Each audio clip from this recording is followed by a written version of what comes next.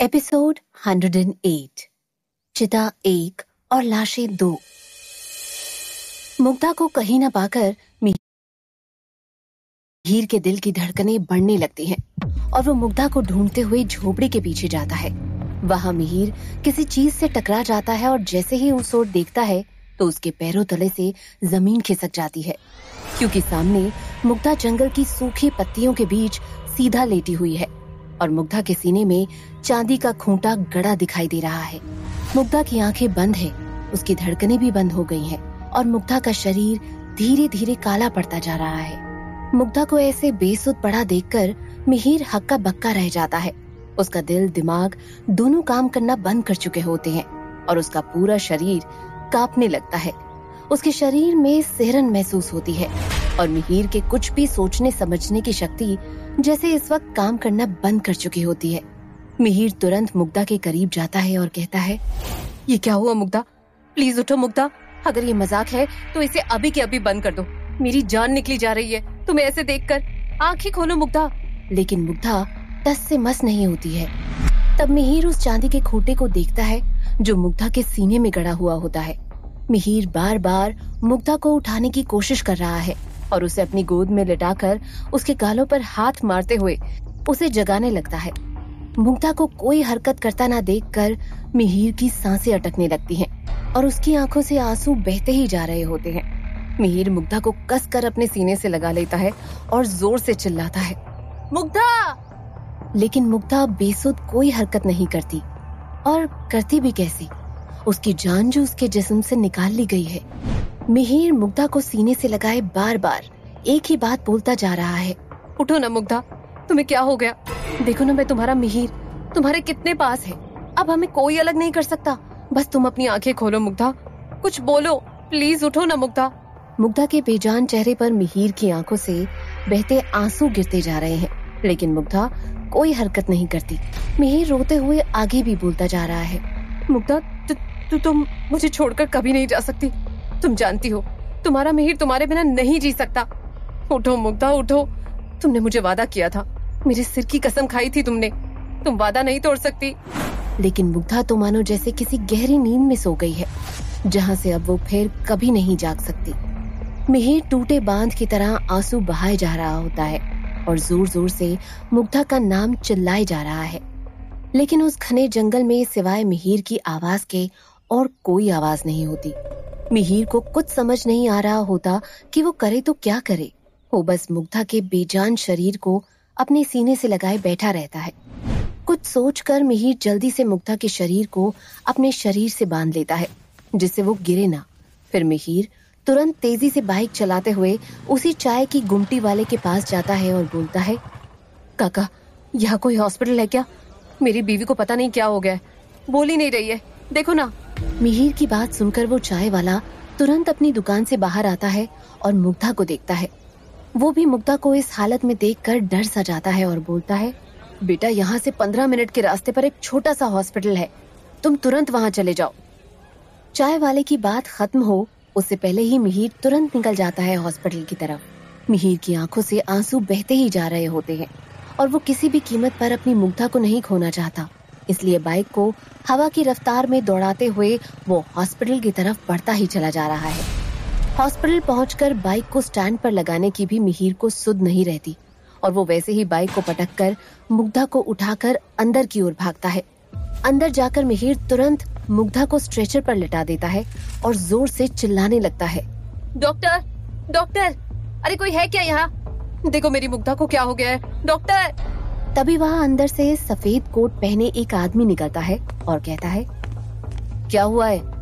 मैं हूँ यहाँ का डॉक्टर, कहिए। उस डॉक्टर को देखकर मिहिर कहता है, सर ये देखिए मेरी मुग्धा को क्या हुआ है, ये कुछ बोल ही नहीं रही है। इतना कहकर हाथ जोड़ते हुए गिड़गिड़ाने लगता है, प्लीज डॉक्टर साहब, कुछ भी करके मेरी मुग्धा को ठीक कर दीजिए, इसको बचा लीजिए प्लीज। मिहिर को मुग्धा से दूर करते हुए डॉक्टर जल्दी से मुग्धा की नब्ज देखने लगता है और भारी उदासी भरी आवाज से कहता है, आपने इन्हें यहाँ लाने में देर कर दी, I am sorry, she is no more. ये सुनते ही मिहिर हैरानी से बस मुग्धा की तरफ देखने लगता है। नहीं नहीं, ऐसा नहीं हो सकता। इससे पहले कि डॉक्टर कुछ और कहते, उनकी नजर मुग्धा के सीने में घोंपे गए उस चांदी के खूंटे पर जाती है और वो हैरानी में पूछते हैं, ये क्या है? इस तरह से किसने मारा है? और इस लड़की का शरीर ऐसे काला क्यों पड़ता जा रहा है? डॉक्टर ने इससे पहले ऐसा किसी के साथ होते हुए नहीं देखा होता, इसलिए वो हैरानी से मुग्धा के शरीर को देखने लगते हैं। मिहिर रोता हुआ डॉक्टर के सामने गिर जाता है और बोलता है, प्लीज डॉक्टर, कुछ तो होगा जिससे मेरी मुग्धा ठीक हो सकती है। आपको जितने पैसे चाहिए मैं दूंगा, बस मेरी मुग्धा को ठीक कर दीजिए डॉक्टर, प्लीज। आपको जो इंजेक्शन, दवाई जो भी करना है, लगाना है, करिए ना, बस मेरी मुग्धा को ठीक कर दीजिए। डॉक्टर कहता है, माफ कीजिएगा, लेकिन तुम्हारी मुग्धा अब इस दुनिया में नहीं है। वो अब लौट कर नहीं आ सकती। अगर पैसे से किसी की जान वापस लाई जा सकती तो क्या बात होती, लेकिन ऐसा मुमकिन नहीं है। तुम संभालो अपने आप को। मिहिर ने रोते हुए कहा, आप झूठ बोल रहे हैं, मेरी मुग्धा मुझसे दूर नहीं हो सकती। वो मुझे छोड़कर नहीं जा सकती। वो अपना वादा कभी नहीं तोड़ेगी। वो मुझसे बहुत प्यार करती है। डॉक्टर मिहिर के कंधे पर हाथ रखकर समझाते हुए कहता है, आप प्लीज रोइए मत और इनको ले जाइए यहाँ से। अब हम कुछ नहीं कर सकते। ये सुनकर मिहिर खुद को संभालते हुए वापस मुग्धा को अपनी गोद में उठाता है और बाइक के पास जाकर फिर से मुग्धा को अपने सीने के पास बांध लेता है और बाइक स्टार्ट करके तेजी से दुल्हनगढ़ की तरफ निकल जाता है। मिहिर की आंखों से आंसू रुकने का नाम ही नहीं ले रहे होते और वो सीधे ओल्ड विला के बाहर पहुंच जाता है। ओल्ड विला में बाइक रोकते ही मिहिर एक नजर पूरे विला को देखता है और फिर मुग्धा के माथे को चूमता है। फिर मुग्धा को अपने गोद में उठाता है और सीधा ओल्ड विला के अंदर जाता है। ओल्ड विला के डाइनिंग हॉल में पृथ्वीराज, माया, विवान, समीर और ऋतु हर कोई मौजूद है। जैसे ही पृथ्वीराज मिहिर को देखकर कुछ बोलने को होता है, मिहिर की बाहों में बेसुध मुग्धा को देखकर उनके शब्द अंदर ही रह जाते हैं। मुग्धा को इस तरह बेजान देखकर उस समय उस विला में मौजूद हर शख्स सदमे में आ जाता है। मिहिर पृथ्वीराज को देखते हुए बोलता है, देखिए क्या हो गया मेरी मुग्धा को। हाँ प्लीज मेरी मुग्धा को जिंदा कर दीजिए ना। मैं आपसे वादा करता हूँ कि एक बार मेरी मुग्धा ठीक हो जाए उसके बाद मैं कभी मुग्धा के आसपास भी नजर नहीं आऊंगा।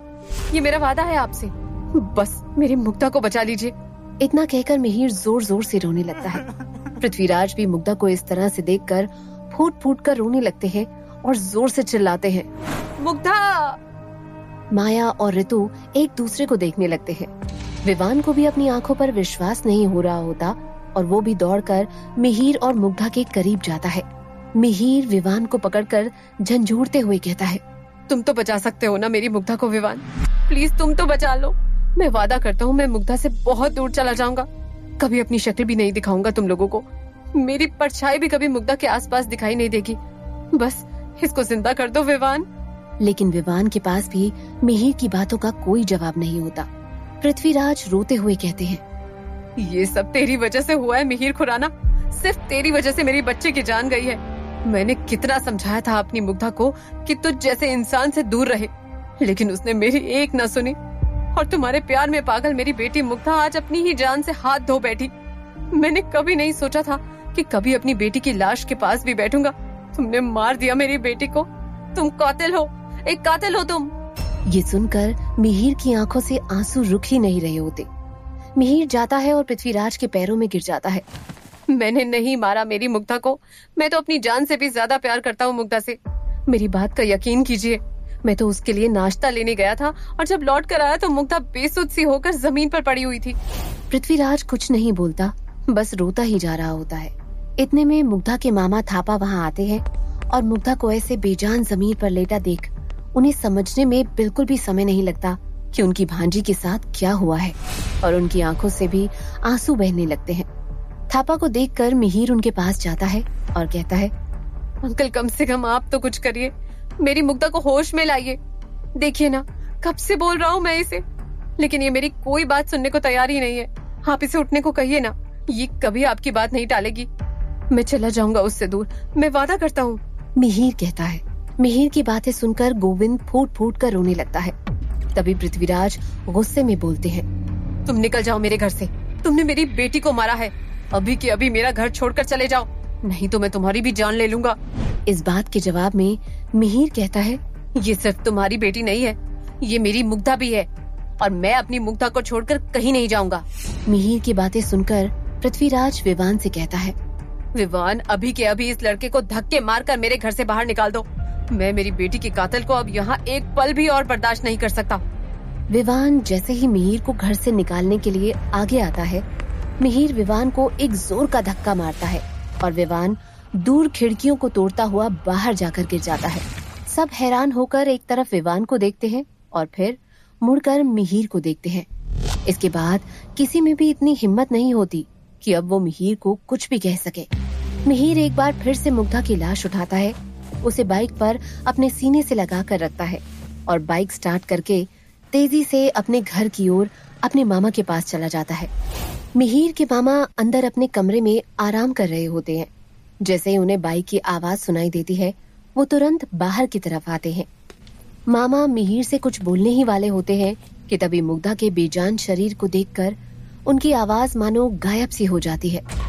मुग्धा को नीचे जमीन पर लेटाकर मिहिर अपने मामा जी को पकड़कर जोर जोर से रोता है और कहता है, मेरी मुग्धा मामा जी, मेरी मुग्धा, देखिए ना, मुझसे बातें भी नहीं कर रही है, कैसे जमीन पर बेजान पड़ी है। ये मुझे छोड़कर नहीं जा सकती मामा जी, मेरी जिंदगी, मेरा प्यार, मैं कैसे रहूंगा इसके बिना। मामा जी को यकीन ही नहीं हो रहा होता कि ऐसा कैसे हो सकता है, कैसे अचानक मुग्धा उन्हें छोड़कर ऐसे जा सकती है। मामा जी की नजर रह रहकर उस चांदी के खूंटे पर जा रही होती है। मुग्धा की मौत की खबर सुनकर धीरे धीरे वहाँ जूही, मोहना और मोहित भी पहुँच जाते हैं। मामा जी कहते हैं, संभाल खुद को मिहिर, अब हमारी मुग्धा कभी भी वापस नहीं आ सकती, ये हमें छोड़कर बहुत दूर चली गई है। गोविंद भी मिहिर के घर आ जाता है और पृथ्वीराज भी अपने परिवार के साथ गाड़ी में बैठा होता है। पूरे घर में रोने का माहौल है, हर जगह एक अजीब सी उदासी पसरी हुई है। मुग्धा की मौत से जैसे पूरे दुल्हनगढ़ में एक अजीब सी मायूसी छा जाती है। ऐसा लग रहा होता है मानो पूरा दुल्हनगढ़ मुग्धा की मौत का मातम मना रहा हो।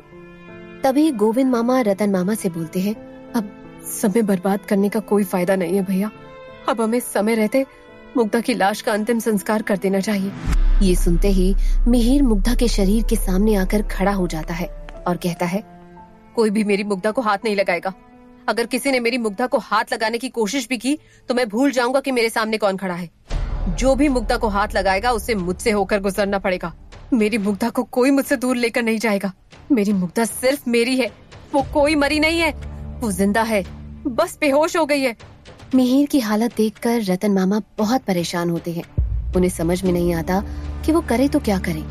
मुग्धा की लाश देखकर मिहिर बस रोए ही जा रहा होता है, उसके आंसू बंद होने का नाम ही नहीं ले रहे।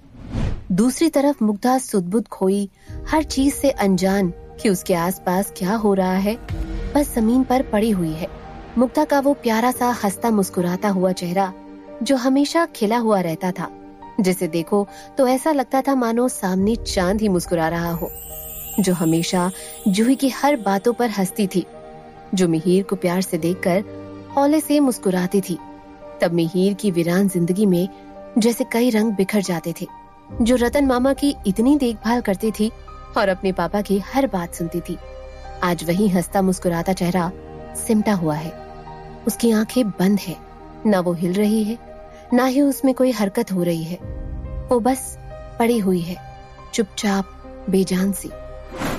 मिहिर मुग्धा को पकड़कर बस रोई जा रहा होता है और मिहिर की ये हालत देखकर मोहित बोलता है, गोविंद मामा सही कह रहे थे मिहिर, हमें मुग्धा का अंतिम संस्कार जल्दी करना चाहिए, वरना मुग्धा का शरीर अकड़ता जाएगा। मोहित की बात सुनकर मिहिर कहता है, नहीं, अगर अंतिम संस्कार हुआ तो वो सिर्फ मुग्धा का अंतिम संस्कार नहीं होगा, वो मिहिर का भी अंतिम संस्कार होगा। मेरी शर्त यही है, चिता एक होगी और लाशें दो। तो क्या होगा कहानी में आगे?